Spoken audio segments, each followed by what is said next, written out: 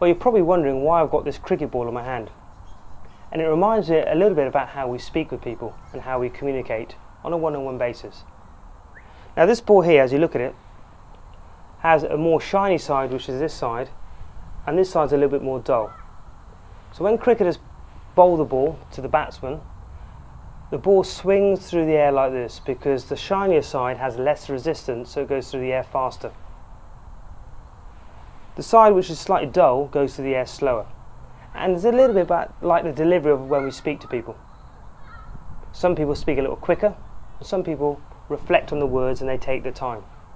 And that's really how sometimes we put people off. Now what do I mean by that? Well, people who speak at this sort of pace, like myself, can sometimes speak too fast and can almost be a noise to some people. Now there are some people who speak at this pace and they have a very deliberate message.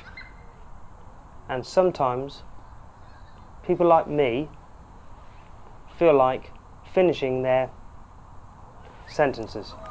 So what's right, what's wrong? How do we measure pace? How do we do it?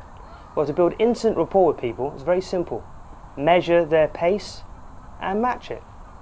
Measure their volume and match it. So if they speak a little slower, slow it down yourself. If they speak a little faster, try and speed it up yourself. Now on the flip side of that, if you know how people speak, normally their buying signals are the same. People who speak quickly tend to make quick decisions. People who take the time speaking tend to reflect and ponder on things more. So when you see your client, the faster paced client might buy on the first appointment. Think about the shiny side.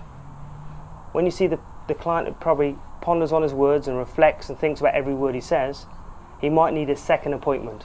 So don't push people for a yes if they want a second appointment. So pace really does matter. My name's DeSouza. Looking forward to speaking to you next week about one of the key secrets of getting more clients. It's called a brain freeze. Speak to you next week.